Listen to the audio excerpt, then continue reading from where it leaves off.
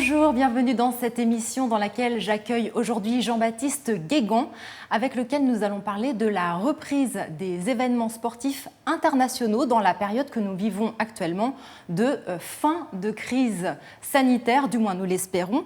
Bonjour Jean-Baptiste Guégan et merci d'avoir accepté notre invitation. Vous êtes enseignant en histoire-géographie et en géopolitique du sport, consultant, conférencier, journaliste et l'auteur de Géopolitique du sport, une autre explication du monde. Alors, le monde du sport sort d'une année très spéciale, avec de nombreuses compétitions sportives annulées en raison de la crise sanitaire. Le calendrier sportif a été complètement chamboulé et l'organisation d'événements est devenue un casse-tête. Comment cela s'est-il passé pour le tournoi de Roland-Garros 2021 qui s'est achevé il y a quelques jours ? C'était un casse-tête parce que jusqu'au bout, on ne savait pas si le tournoi allait se dérouler ou pas. On l'a vu finalement se dérouler presque normalement, si on accepte les jauges qui étaient très limitées. On a eu cette dérogation finalement spéciale lors de la demi-finale avec Nadal contre Djoko, avec une décision présidentielle qui tombe et qui permet d'aller au-delà du couvre-feu. On est face à un tournoi qui restera dans l'histoire justement parce qu'il a été marqué par cette absence de public à certains moments. Et en même temps, il s'est déroulé. Donc c'est un peu le tournoi de la reprise, c'est le tournoi du retour de l'espoir. Et puis ça augure, on espère, un été qui sera meilleur. Et puis surtout, le retour à la vie normale. Alors c'est un tournoi qui a été aussi marqué par des événements inédits. L'affaire Osaka, tout d'abord, avec le retrait de la joueuse numéro 2 mondiale Naomi Osaka, qui refusait de prendre part aux conférences de presse durant Roland-Garros. Qu'est-ce que cela dit du rapport entre les sportifs de haut niveau et les médias, d'après vous ? Aujourd'hui, le média, pour exister, pour faire de l'audience, a besoin de faire du buzz. Il a besoin d'aller chercher finalement des nouvelles qui sont clivantes, mais qui sont capables d'intéresser les gens.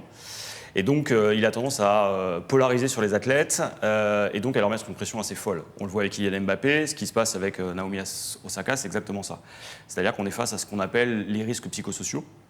On est face à finalement une jeune femme qui a subi une vraie pression médiatique et qui s'est retrouvée dans une situation où à un moment donné la pression était trop forte.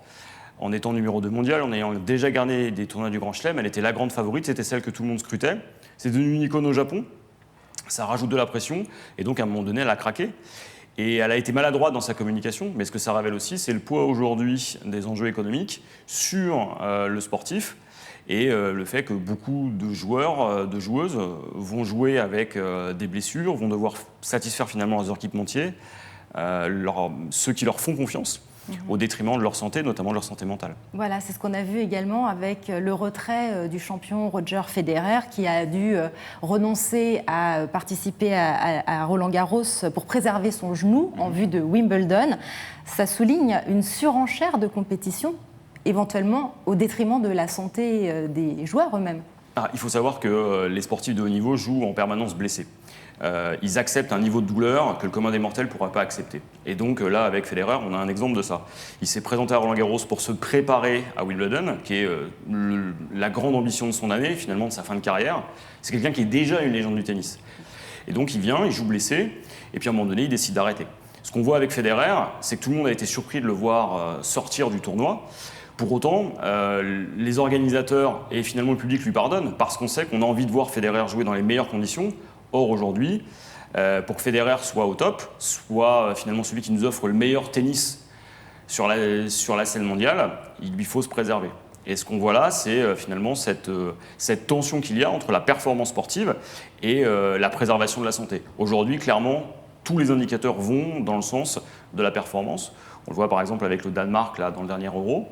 Dans le match contre la Finlande, on a vu un joueur s'écrouler à 29 ans, Eriksen, suite à un malaise cardiaque, alors qu'il est extrêmement suivi médicalement. Là, on est face exactement à un de ces extrêmes, c'est-à-dire que le sport jusqu'au bout, quitte à y laisser sa santé.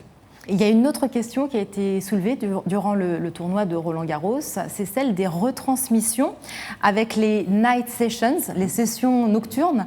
Les organisateurs de Roland-Garros ont été accusés de privilégier les droits de retransmission au plaisir des spectateurs. Pensez-vous qu'il y ait une dérive dans ce triangle argent, médias, sport ? D'abord, il y a un enjeu économique, c'est-à-dire qu'il faut que le tournoi vive, il faut aussi qu'il soit capable de supporter la concurrence des autres tournois du Grand Chelem. Je pensais à l'US Open, qui a été le premier à inaugurer ces Night Sessions, ou le tournoi de Melbourne. Et donc, pour que ce tournoi de Roland-Garros reste une attraction, il lui faut aussi proposer quelque chose d'exceptionnel. Or, l'idée, c'est d'aller à Roland-Garros comme on va au théâtre ou comme on va à l'opéra, voir des choses qu'on ne voit nulle part ailleurs. Et ça, l'idée, c'est qu'en proposant ça, on augmente la valorisation du tournoi, on augmente le prix des places, on augmente aussi l'intérêt des diffuseurs. Et c'est pas pour rien qu'Amazon, des GAFAM, est venu et a payé très cher ces night sessions. Ce qu'on voit surtout, c'est qu'on n'a pas demandé encore une fois leur avis aux athlètes. Le tournoi a développé son offre, économiquement ça se tient, sportivement ça se questionne. Et puis pour les spectateurs, si vous n'aviez pas Amazon, c'était compliqué. Alors Amazon avait fait en sorte que vous ayez un abonnement gratuit, mais ça pose la question de l'accessibilité du sport. Et on le voit par exemple avec le basket, le football. Moins on voit le produit, moins il est suivi. Et moins les jeunes ont envie d'en faire. Cette question-là, elle n'est pas prise en compte pour l'instant. La F1, par exemple, est revenue dessus.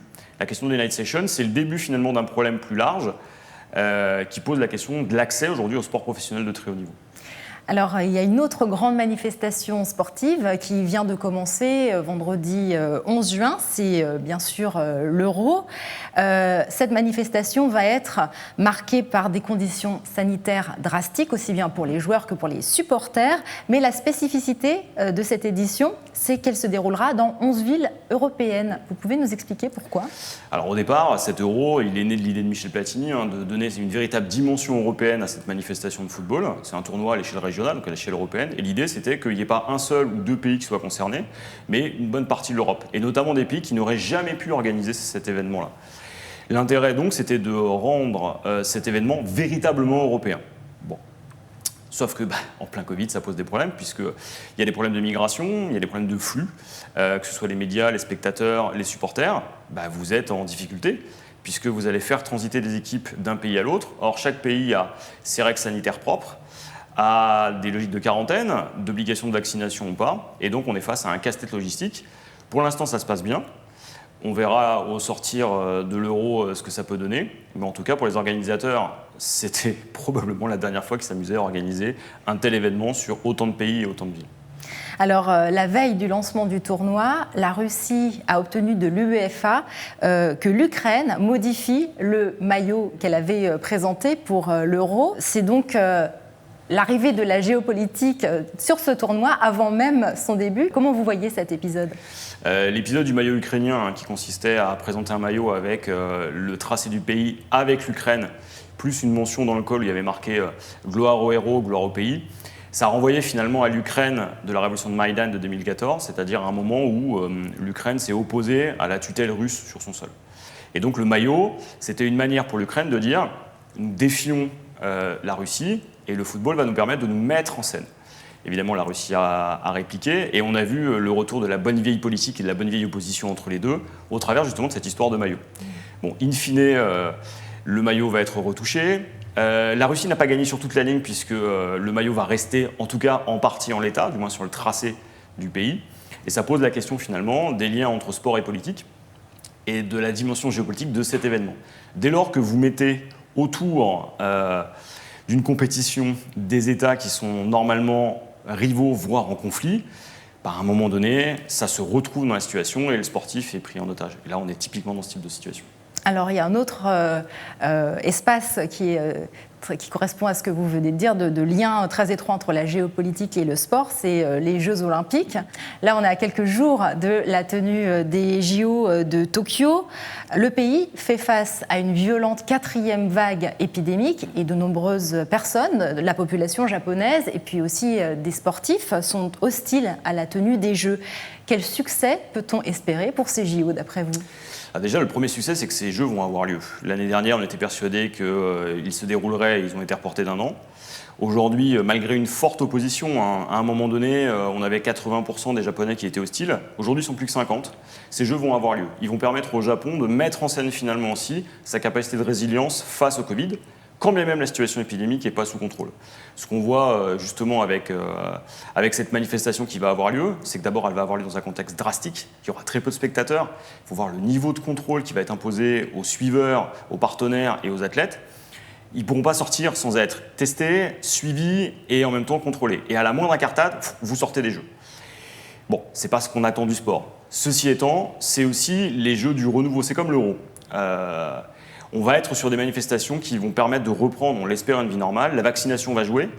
Pourquoi au Japon il y a un tel problème aussi? C'est parce que le niveau de vaccination est extrêmement bas. Il est plus bas que finalement là où on a le moins vacciné en Europe. Donc le Japon fait face à ces contradictions. Comme il a très bien résisté aux premières vagues, aujourd'hui il est confronté à son absence d'appétit vaccinal.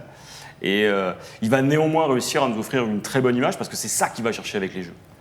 Alors, les Jeux Olympiques, comme beaucoup de grands événements sportifs, sont une occasion pour les pays organisateurs de rayonner et d'accroître leur attractivité. Ce sera probablement le cas de Paris 2024. Quelles pourront être les retombées pour Paris de l'organisation des JO en 2024, d'après vous? Alors pour Paris, la première chose qui va jouer, c'est maintenir son niveau de ville mondiale, c'est-à-dire être capable dans la compétition internationale de rester une ville attractive et une ville qui fasse partie des villes dans lesquelles les grandes entreprises, les sièges des multinationales s'installent. Là où les personnes aussi les plus compétentes veulent vivre, là où finalement se joue la mondialisation, notamment post-Covid. Donc ça, c'est la première chose, c'est maintenir son rang. Ensuite, il y a la question du tourisme. Paris est la première ville mondiale en termes de tourisme. L'idée, c'est de le maintenir. On avait vu avec les Jeux de Londres en 2012 que Londres était passé devant, justement grâce à l'héritage olympique. L'idée de Paris, c'est de maintenir ça et de continuer à être attractif, notamment pour la clientèle asiatique. La troisième chose, c'est que derrière chaque organisation d'événements internationaux, en tout cas dans le sport, il y a une logique d'aménagement du territoire. Il va de soi que Paris 2024, c'est surtout une manière de lancer le Grand Paris, de le dynamiser. On dit qu'un événement sportif fait gagner entre 7 à 8 ans à un projet d'aménagement du territoire et on est tout à fait là-dedans. On a évoqué les volets géopolitiques, financiers et médiatiques du sport. Pour vous, faut-il voir un rapport antagoniste ou gagnant-gagnant entre ces enjeux et la compétition sportive? Pour un pays qui organise un grand événement sportif international, tout dépend de sa réussite. C'est-à-dire que si vous réussissez à organiser dans de très bonnes conditions et à accueillir le monde, forcément vous en avez des retombées extrêmement favorables. Si à l'inverse vous échouez, c'était le cas du Cameroun par exemple pour la Coupe d'Afrique des Nations de football en 2019, et que vous devez céder l'organisation à l'Égypte, eh ben vous échouez. Et donc le problème du sport, c'est comme vous en attendez énormément de retombées, si vous réussissez ces retombées, même si il y a des critiques, elles sont positives. Il suffit de voir la Russie, par exemple, et la Coupe du Monde en 2018, ou les Jeux de Sochi, dans une moindre mesure. À l'inverse, si vous échouez, vous allez avoir le retour du boomerang. C'est la face sombre du soft power, c'est-à-dire que si c'est négatif, ça devient extrêmement pesant, et là, vous n'aurez pas du tout les retombées espérées, vos investissements auront été faits à perte. Le sport est donc un miroir des sociétés. Le développement et la pratique du sport en disent long sur un pays.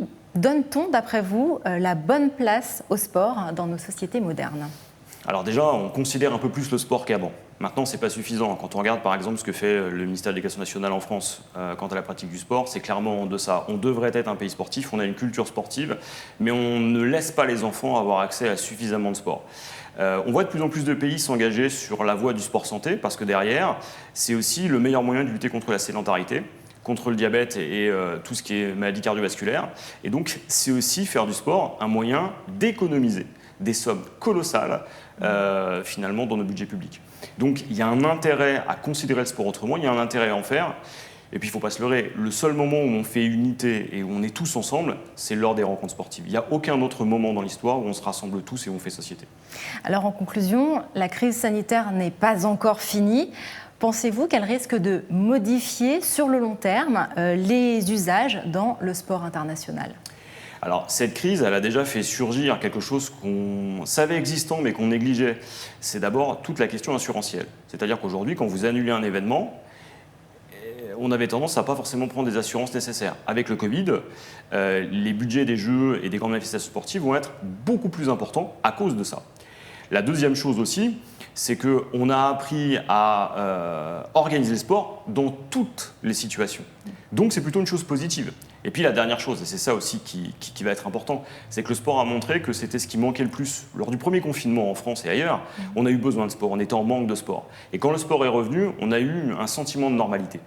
C'est cette capacité de résilience que va permettre le sport qu'on regarde et qu'on pratique. Il suffit de voir le nombre de personnes qui se sont mis au jogging lors du premier confinement, pour voir clairement ce que le sport international va pouvoir retirer de ça. On n'aura jamais eu autant de gens qui vont vouloir faire du sport, et le monde d'après va s'écrire justement avec davantage de sport. Ou alors on aura un vrai problème. Merci Jean-Baptiste Guégan pour votre éclairage et merci à vous de nous suivre. On se retrouve très bientôt sur CGTN Français.